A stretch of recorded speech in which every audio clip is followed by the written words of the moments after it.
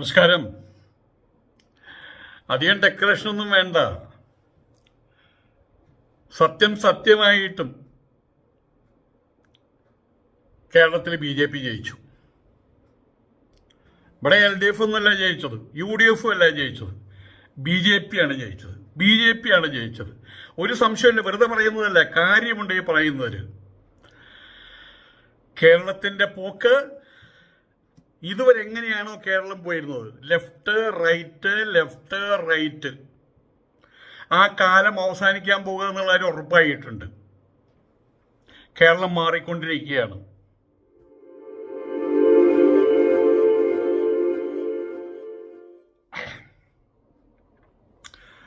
ഇപ്പം ഇലക്ഷൻ കഴിഞ്ഞു, റിസൾട്ടും വന്നു.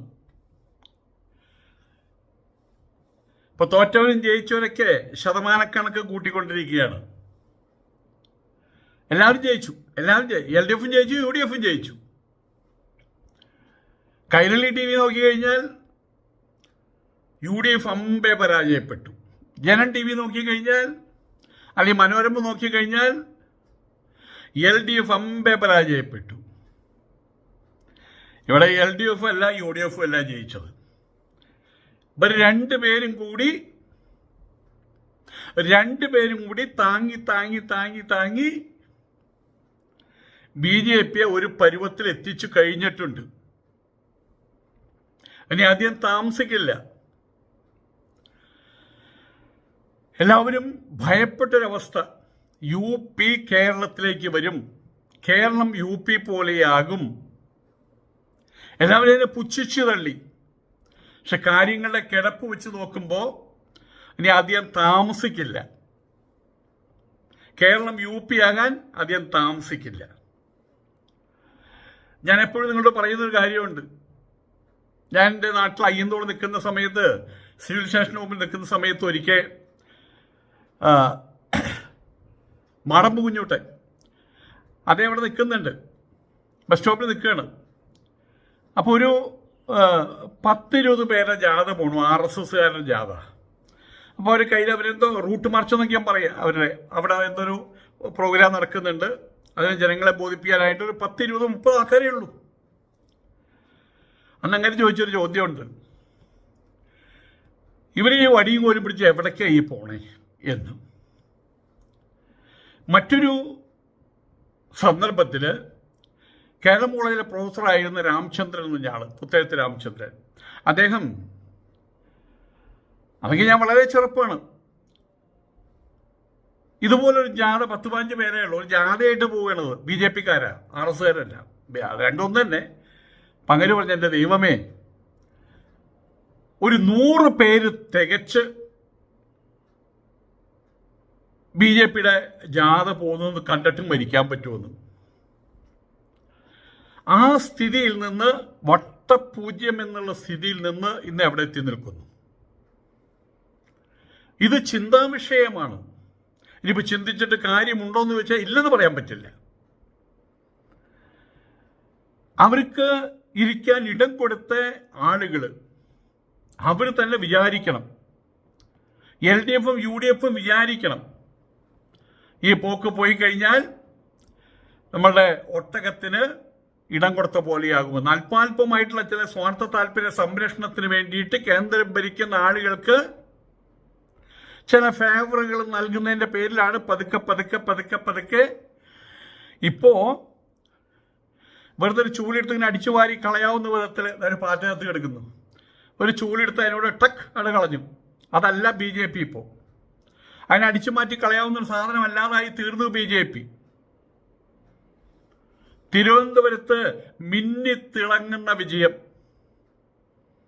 ഇനി അവിടെ പ്രതിപക്ഷമുണ്ടോ? 50 പേരെയോ സീറ്റ് കിട്ടിക്കഴിഞ്ഞു. തൃശ്ശൂരിൽ കോർപ്പറേഷനിൽ 8 സീറ്റ് കിട്ടിക്കഴിഞ്ഞു. ഇത് നിസ്സാര കാര്യമല്ല സീറ്റ് എന്ന് പറഞ്ഞു കഴിഞ്ഞാൽ. കാരണം അവിടെ തൃശ്ശൂർ കോർപ്പറേഷനിൽ ഒരു സീറ്റ് അതുപോലും അവിടെ കൊണ്ടാടാറുണ്ട്.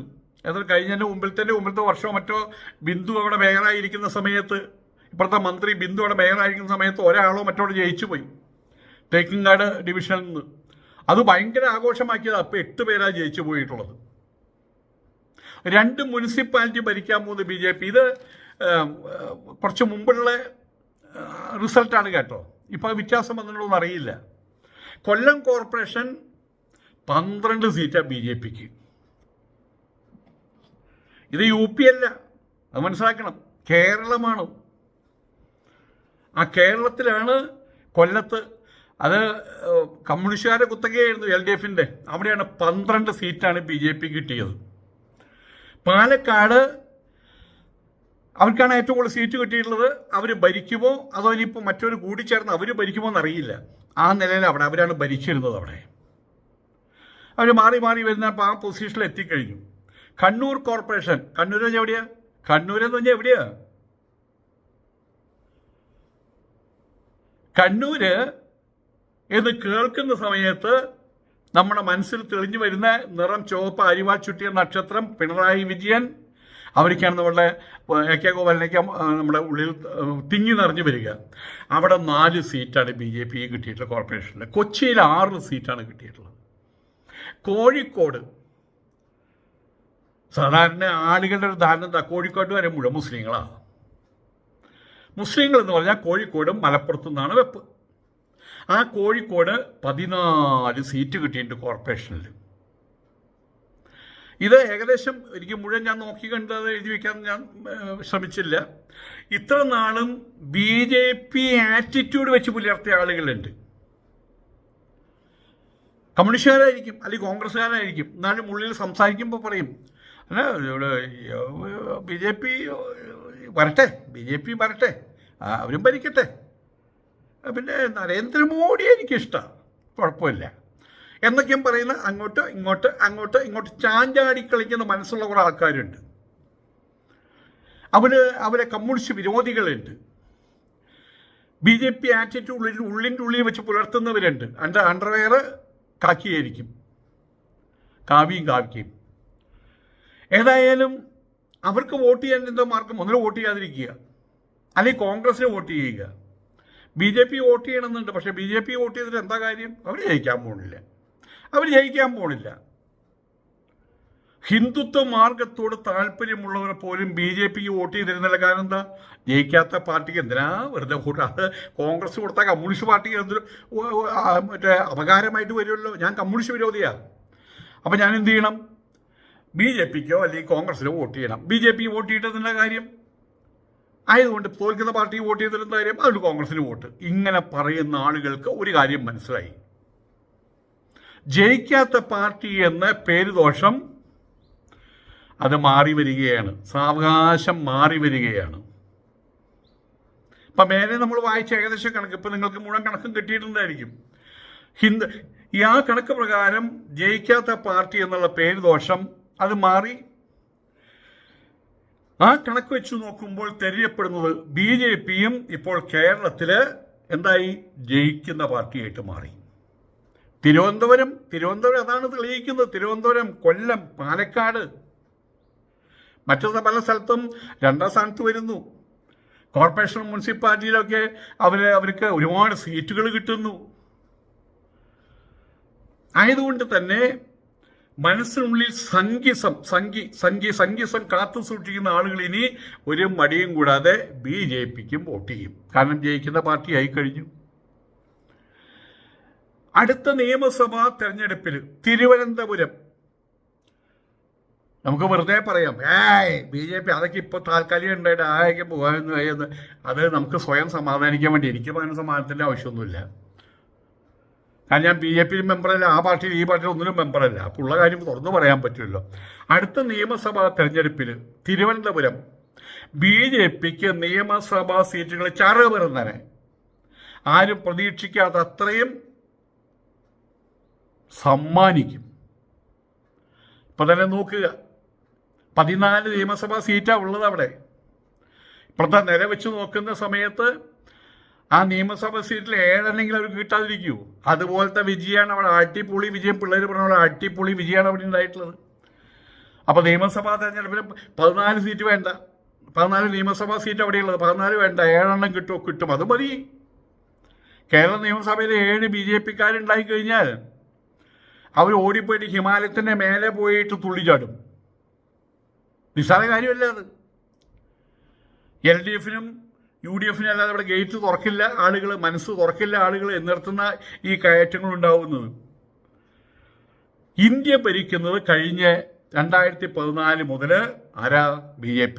ആരാ? മോഡി, അമിത്ഷാ, യോഗി ത്രയം, ആ 3 പേര്. അവരെ എല്ലാത്തിനും മേലെയായിട്ട് പ്രതീക്ഷിച്ചിരിക്കുക ഈ 3 പേര് RSSകാരാ. അവരുടെ ചോദ്യം അവരുടെ അപ്രമായത്തായി ചോദ്യം ചെയ്യാൻ പറ്റില്ല. അവരെ സംബന്ധിച്ചിടത്തോളം ആ നേതൃത്വം അപ്രതിരോധ്യമാണെന്ന് അവർ തന്നെ വരുത്തി വെച്ചിരിക്കുകയാണ്. അത് കൂടെ പല രൂപത്തിൽ ബോധപ്പെടുത്തി കൊടുക്കുകയാണ്. അവരുടെ PR വർക്ക് അതൊരു നിസ്സാര കളിയല്ല. അത് മുഴുവൻ കേന്ദ്രീകൃതമായിട്ടുള്ളത് ഈ ഒരു വ്യവസ്ഥയിലാണ്. മോഡി ഒപ്പം യോഗിയും അമിത്ഷായും. ആയതുകൊണ്ട് തന്നെ അവിടെ ഒരു ഏക അഗ്രതയുണ്ട്. മോഡിയിൽ ചെന്ന് അവസാനിക്കുന്ന ഏക അഗ്രത. ഇവിടുത്തെ സ്ഥിതിയോ സംഘപരിവാർ ആസൂത്രിതമായിട്ട് മെനഞ്ഞെടുത്ത മോഡി പ്രഭാവം, അതാണ് BJPയുടെ ആയുധം. ഇവിടെ തമ്മിൽ തല്ലാണ്. സുധാകരനെ സതീശൻ കണ്ടുകൂടാ, സതീശന് സുധാകരനെ കണ്ടുകൂടാ, ഇവർക്ക് 2 പേർക്ക് രമേശ് ചെന്നിത്തല കണ്ടുകൂടാ. അതാണ് ഇവിടുത്തെ സ്ഥിതി. യൂത്ത് കോൺഗ്രസ് ഈ വഴിക്ക് പോണു, യൂത്ത് കോൺഗ്രസ് അല്ലാത്ത കോൺഗ്രസ് ഈ വഴിക്ക് പോണു. ഇതൊക്കെയാണ് ഇവിടുത്തെ സ്ഥിതി. ആരാ നിങ്ങളുടെ നേതാവ് എന്ന് ചോദിച്ചാൽ എന്താ പറയുക? അവിടെ ധൈര്യമായിട്ട് ഇവിടെ പറയാൻ പറ്റും. BJPക്കാരോട് ചോദിക്കുക ആരാ നിങ്ങളുടെ നേതാവ്? എന്തിനാറേ? നിങ്ങൾ രാജ്നാഥ് സിംഗിനോട് പോയി ചോദിക്കുക ആരാ നിങ്ങളുടെ നേതാവ്? മോഡിജി. യോഗിയോട് പോയി ചോദിക്കുക ആരാ നിങ്ങളുടെ നേതാവ്? മോഡിജി. എന്താ നിങ്ങളുടെ പരിപാടി?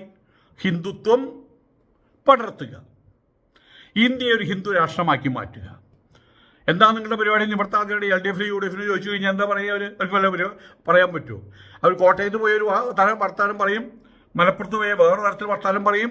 നിലപാടുകൾ കാത്തു സൂക്ഷിക്കാൻ കഴിയാത്ത വിധം അവരുടെ തലകൾ മറ്റുള്ളവരുടെ കാക്കൂട്ടിൽ കൊണ്ട് പൂത്തി വെച്ചിരിക്കുകയാണ്. അതാണ് LDFന്റെയും UDFന്റെയും സ്ഥിതി. ഏതായാലും മോഡി എന്ന് പറയുന്ന ആയുധം അവർ തന്നെ ഉണ്ടാക്കി വെച്ചൊരു ആയുധം, സംഘപരിവാറുകാരുണ്ടാക്കി വെച്ചൊരു ആയുധം BJPക്ക് വേണ്ടിയിട്ട്. അങ്ങനെ ഒരു ആയുധം ഇവിടെയുള്ള ഓപ്പോസിഷന്, ഇവിടുത്തെ പ്രതിപക്ഷത്തിന്, കോൺഗ്രസിനില്ല. രാഹുൽ ഗാന്ധി ഹൈലി റെപ്യൂട്ടഡ് ആയിട്ടുള്ളൊരു പേഴ്സണാലിറ്റിയാണ്. അങ്ങ് മുതൽ തുടങ്ങുന്നു. അദ്ദേഹത്തിൻ്റെ അച്ഛൻ രാജീവ് ഗാന്ധി, അദ്ദേഹത്തിൻ്റെ അച്ഛൻ്റെ അമ്മ ഇന്ദിരാഗാന്ധി, ഇന്ദിരാഗാന്ധിയുടെ അച്ഛൻ ജവഹർലാൽ നെഹ്റു, അതിൻ്റെ അച്ഛൻ മോട്ടിലാൽ നെഹ്റു.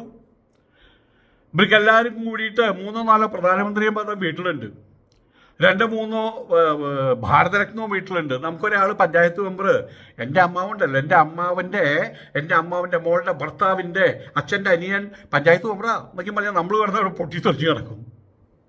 അപ്പോൾ ഹൈലി റെപ്യൂട്ടഡാ. പക്ഷെ അത് അംഗീകരിക്കാൻ മറ്റുള്ളവർ തയ്യാറില്ല, കോൺഗ്രസിനകത്തുള്ളവരും തയ്യാറില്ല.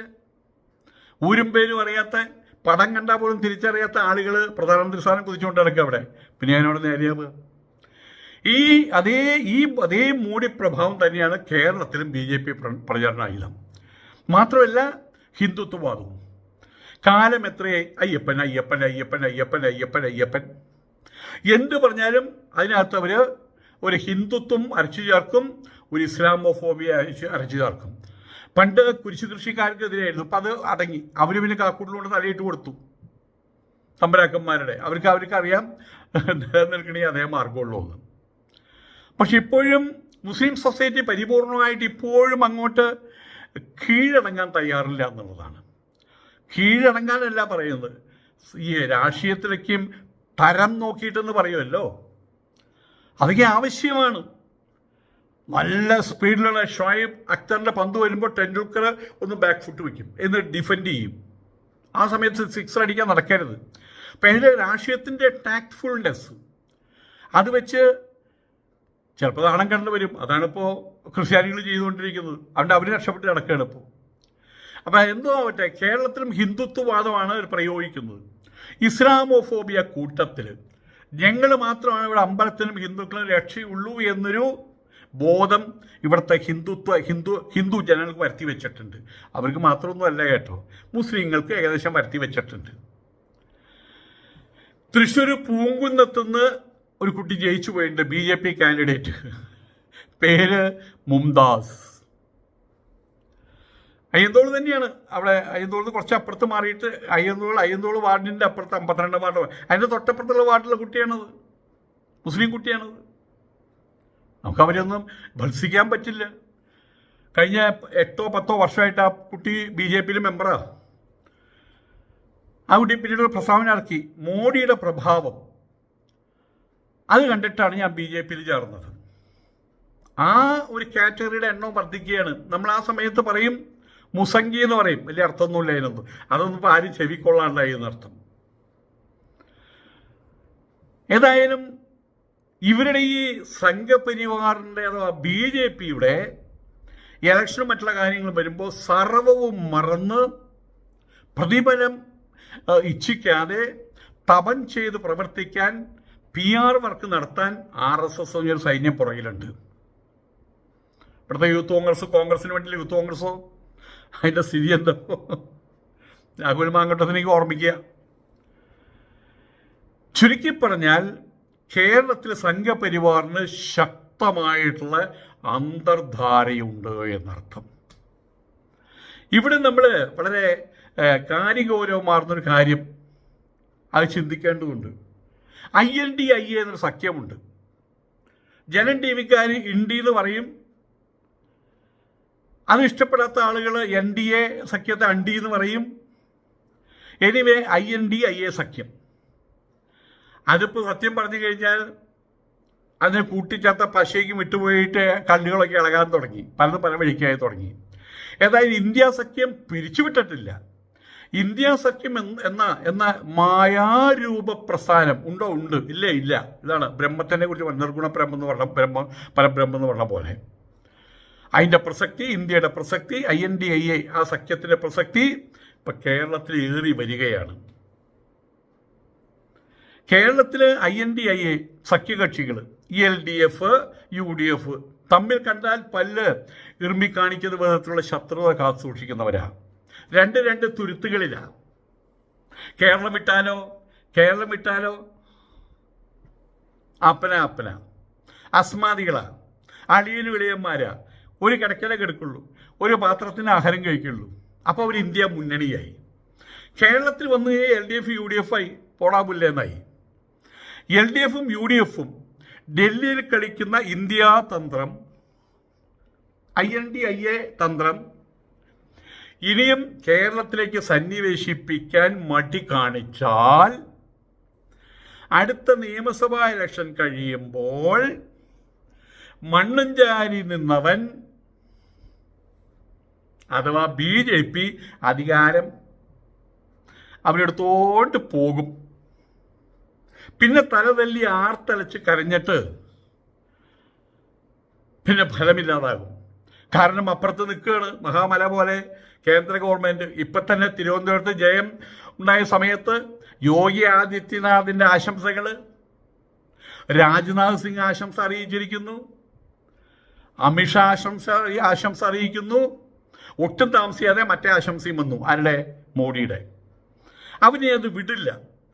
കോടികൾ ഇറക്കിയിട്ട് ദേ കണ്ടോ, ഞങ്ങൾ ഭരിച്ചാൽ ഇതെങ്ങനെയാകും. തിരുവനന്തപുരത്തിന് പുതിയ വിമാനത്താവളം വരും, എയിംസ് ചിലപ്പോൾ അവിടെ വരും, എന്തൊക്കെ. അതായത് തിരുവനന്തപുരത്തുകാരുടെ കാര്യം ഇനി കുശാലായി. അവരെന്ത് ചോദിച്ചാലും അവിടെ നിന്ന് അപ്പം തന്നെ പാഴ്സലായിട്ട് കൊറിയറായിട്ട് വരും എന്നുള്ള അവസ്ഥയിലെ കാര്യങ്ങൾ എത്തിച്ചേർന്ന് നിൽക്കുന്നത്. മറ്റുള്ള രാഷ്ട്രീയ തന്ത്രം പോലില്ല. വോട്ട് കൊടുത്താൽ കിട്ടും. ഇപ്പോൾ വയനാട്ടിൽ വല്ലതും കിട്ടിയോ? അതാണ് BJPയുടെ തന്ത്രം. അതുകൊണ്ട് തിരുവനന്തപുരത്തുകാർ രക്ഷപ്പെട്ടു എന്നാണ് തോന്നണത്. LDFിനോടും UDFിനോടും നമ്മളെല്ലാവരും ചോദിക്കേണ്ട ഒരു ചോദ്യമുണ്ട്. തമ്മിലടിച്ച് തമ്മിൽ കുതികാൽ വെട്ടി ഒടുവിൽ ഈ കേരളത്തെ മൊത്തമെടുത്ത് പൊൻതളികയിലാക്കി സംഘപരിവാറിൻ്റെ മുമ്പിൽ നിങ്ങൾ ദക്ഷിണയായിട്ട് സമർപ്പിക്കുമോ?